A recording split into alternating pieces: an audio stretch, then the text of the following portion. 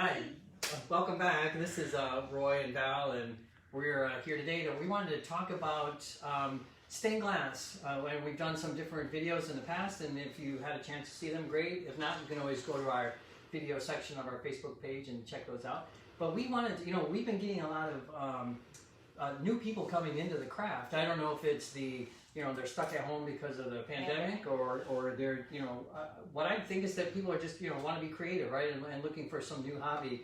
And so a lot of people have been asking us about stained glass. So we wanted to just do a brief little sort of talk about that. Our plan is to dive into it a little deeper. We, later on in some of our other presentations we're going to do. It's also, I think, a good place to start for people who are interested in any kind of glass art, because you need to learn how to cut glass, right? So starting with stained glass, that's one of the first things you learn to do, and then you can take that and all kinds of other things. You can then go into fusing and be able to cut your own shapes, and it's just a good way to start. Plus, doing stained glass panels is always fun.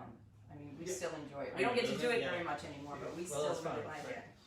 So there are, when people ask about stained glass, we have to talk about, there's different ways of doing stained glass, so there's two different basic methods. One that we call the copper foil method, or sometimes it's referred to as a Tiffany style of stained glass, and the other is working with lead cane, and it is cane, C-A-M-E. Sometimes people think it's cane with an N, but it's cane, which is, so Val and I both kind of have them both kind of represented in front of us. I know Kaylee's probably going to zoom in and out periodically to kind of show some of the stuff, but here's a good example of a panel that's done in copper foil. So each piece of glass is, we cut them out, shape them. It gets wrapped in a copper foil tape, and Which then is this right here. And then gets soldered. And it's an adhesive back, so you peel away the backing, and then you just center your piece of glass, and then you roll it and go all the way around till you come back to where you met up, and then you burnish it back down. And the copper, when it fits in the pattern piece and it hits the piece next to it with the copper, that's where the solder will go, and that's where the solder sticks, and that's what creates these seams. So the lead's a little different. Yeah, that's a little different. So I have an example of lead cane. So lead cane is the original method for doing stained glass. I mean, this technique's been around for over 1,000 years, and when you think of like church windows, exterior windows, a lot of times that's what they're made out of, lead cane. And one of the big differences is we're working with strips of lead. I don't know how well this shows up, but it has a channel on both sides of this lead, and the glass then slides into the channel. And so the glass will slide into the channel. We solder only where the channels meet each other, where the lead cane comes up, where the joints are, or where it runs into, this is a zinc frame on the outside, and we solder to that. I have one kind of set up here in front of me, if you can see this a little bit, so you can sort of see how the construction is done. It's almost always done on a board like this.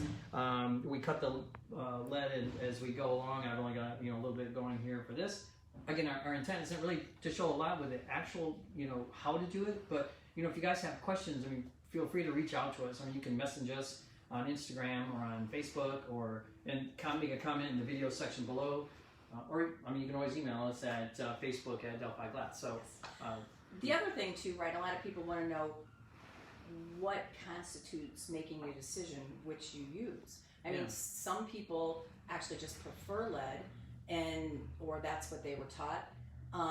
But there are times when lead isn't maybe as desirable to use as copper foil, and vice versa. So lead windows, if you're going to have an exterior window, or actually have where often you have bevel clusters or something like that in a nice window, but it actually is an exterior window. So in that case, the process that we do to finish the lead cane is a cementing process, and that actually is supposed to help it really make it weather tight.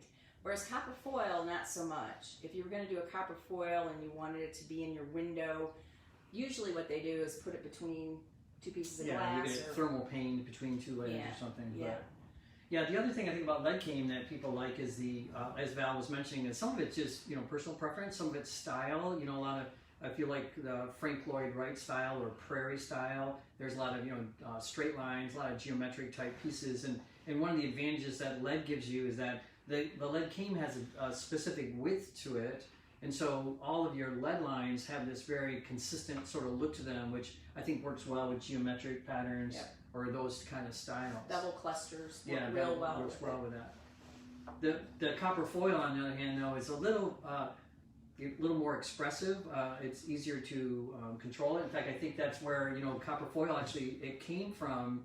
Louis Comfort Tiffany, studios back in the late 1800s, and what he was trying to do was he wanted the glass to look a little more expressive and not so sort of stiff looking as you get with lead cane. And to be honest, the lead wasn't thin enough for the lines that he wanted to do, so they would take copper foil, they would strip it down into thin strips, wrap it around the glass, and then solder it that way. So sometimes the copper foil method is referred to as a Tiffany style, and again, mainly because the Tiffany studios developed that. It was the late 1800s. And so I think you probably feel the same way I do with lamps, right? I mean, a lot of times if you're thinking about doing lamps, I mean, most of us would recommend using the Tiffany method, the copper foil method for doing lamps. Yeah, it would just get too heavy. Yeah, they get too heavy with the lead, or the lead can get soft, with the... Or you can lose a lot of detail because some of the pieces are so small that by the time you wrap a piece of lead around it, and the foils come in different widths. So if you do have,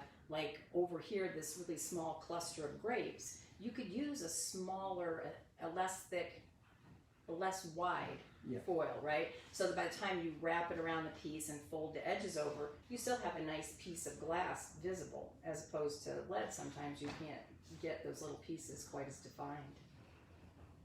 Yeah, so if you have questions about lamp, I know I threw out lamps, but we could, if you guys have ideas for other topics you'd like us to cover, we could certainly go over some lamp stuff. But the lead cane, as I mentioned before, is like what we see often in church windows, and the construction is just different. Some people find it a lot easier. I think Val was saying sometimes it's a personal preference.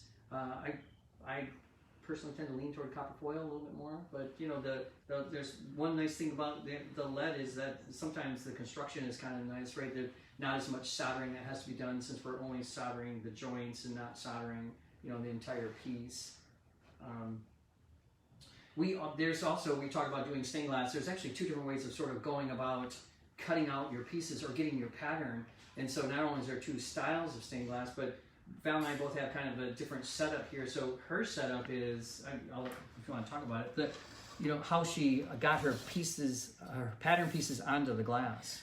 Well, yeah, there's a couple, like he said, a couple of ways. There's either one way where I take the glass, if the glass is transparent, I would just lay the glass out here. I should have brought another piece in. We can show you. Okay, so like this, and then I would just take a Sharpie and just draw around it, which voila.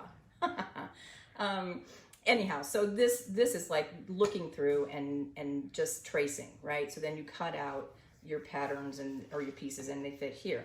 The other way of doing it, and it's especially if you don't have glass that you can see through, would be you have a second pattern, and then you cut out each piece and use it as a template and trace around it. And so that's kind of what you do. I had that, but I don't know where somehow. Here, do you want this back?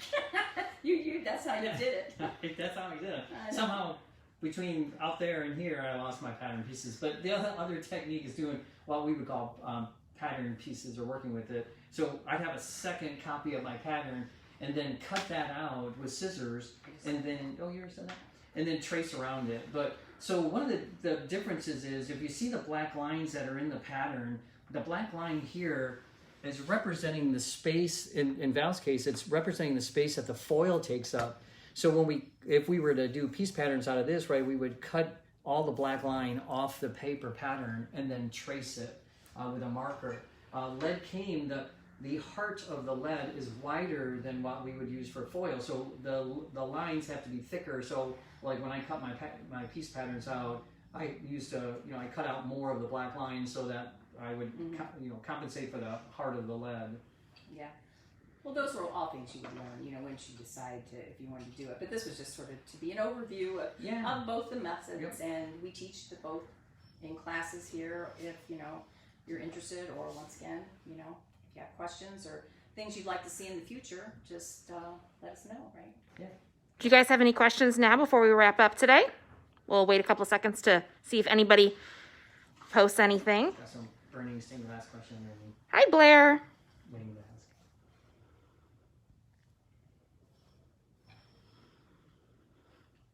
All right, you guys. Well, we will continue to answer any questions as they come up through the videos.